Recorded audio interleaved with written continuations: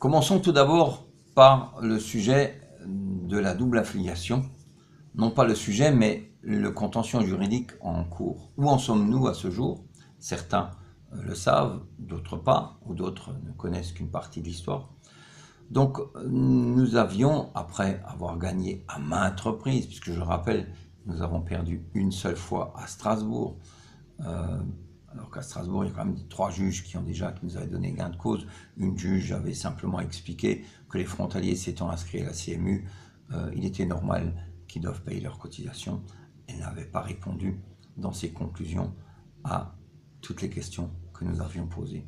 Ce n'est pas grave, ça a permis à la CPM de systématiquement, jusqu'en appel, présenter cette petite victoire parmi des dizaines et des dizaines de décisions qui les ont déboutés systématiquement, de présenter cette petite victoire en tentant assez maladroitement de faire croire aux juges que parce qu'ils avaient un jugement qui leur était favorable, et surtout en occultant tous les autres qui leur étaient défavorables, ils pensaient pouvoir influencer les juges et obtenir le droit qu'ils prétendent avoir de pouvoir encaisser des doubles cotisations.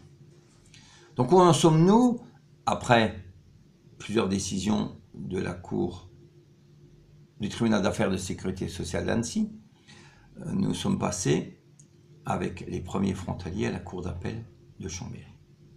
La Cour d'appel de Chambéry a rendu sa décision début juillet et a débouté la CPM et dit que la CPM était dans l'obligation de radier les frontaliers qui s'étaient défendus devant la Cour d'appel. Ils avaient un délai pour, s'ils le souhaitaient, passer en cassation. Et la ministre des Affaires sociales actuelle, très mal conseillée, très mal conseillée. Je ne pense pas que ce soit elle seule qui ait pris cette décision. Elle a dû quand même poser des questions. On a dû lui poser des questions et lui soumettre quelques éléments. Vous l'avez vu, nous avions essayé de lui parler.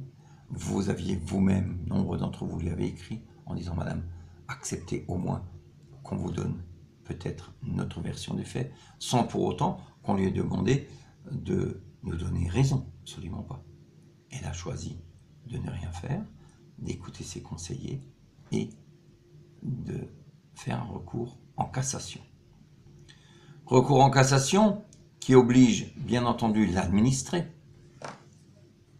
le plaignant en l'occurrence, à trouver un avocat auprès de la Cour de cassation. C'est obligatoire depuis 2004. Donc changer d'avocat. Le trouver dans les délais très brefs. Pourquoi?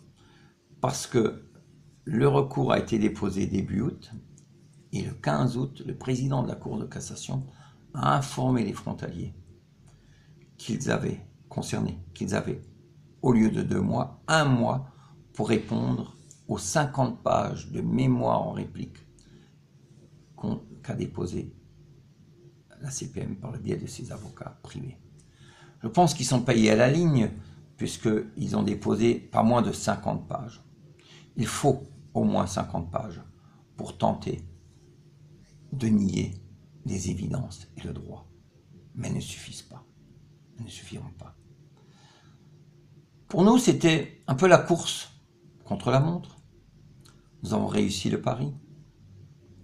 Non seulement de trouver un avocat qui accepte, de lui donner tous les éléments nécessaires, de travailler avec lui sur les réponses à donner. Et tout cela a été effectué non pas en 1 mois, mais en 3 semaines. Nous avons déposé en 3 semaines nos réponses. Ce qui est un exploit. Je dois dire, c'est un exploit. Et nous en sommes relativement fiers. Nous considérons le verre à moitié plein, s'agissant de la décision du président de la Cour de cassation, qui estimait que c'était urgent. Nous considérons, nous aussi, que c'est urgent, effectivement. Et nous espérons maintenant que, au vu de la rapidité avec laquelle nous avons répondu, le président de la Cour de cassation va au plus vite faire en sorte que ce dossier soit une fois pour toutes et définitivement jugé.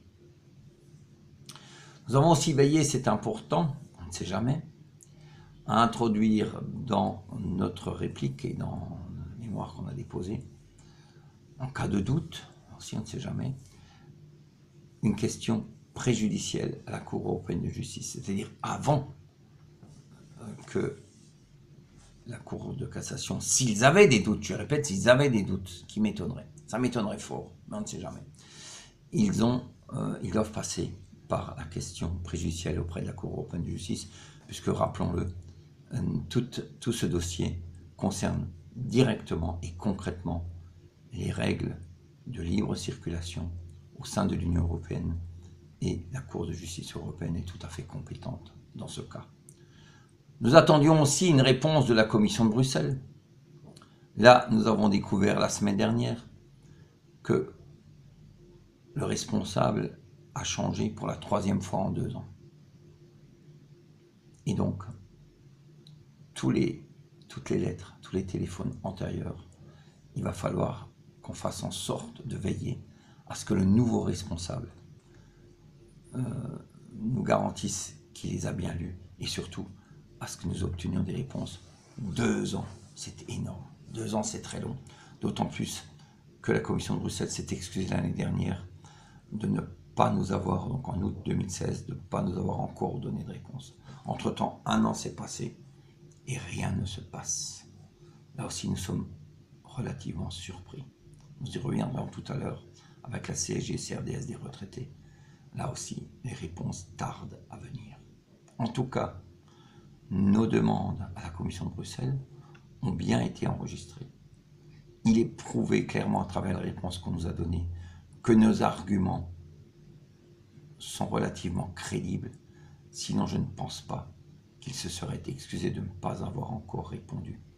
Et surtout, il ne mettrait pas autant de temps à travailler sur les plaintes que nous avons déposées.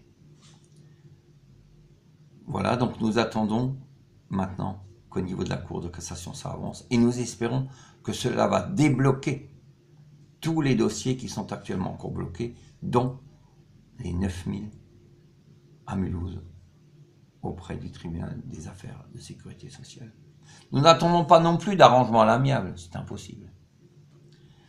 Si le gouvernement se rendait compte qu'il a commis une erreur, rien ni personne ne l'empêche de se désister, de ce recours en cassation et de reconnaître les conclusions de la Cour d'appel de Chambéry.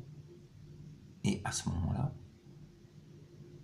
l'affaire est classée, la CPM est définitivement déboutée, et de notre côté, nous aurons prouvé que depuis 2 ans, dans ce dossier, on a pris le CDTF et les frontaliers pour des imbéciles. C'est le mot.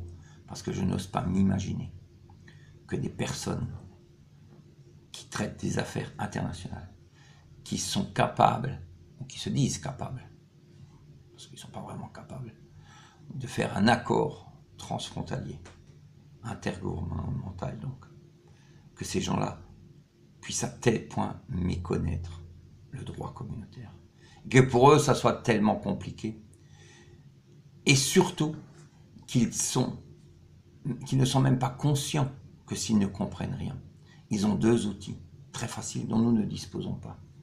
Ils ont un comité mixte européen qu'ils peuvent à tout moment interpeller pour lui poser des questions et lui demander d'arbitrer le cas échéant.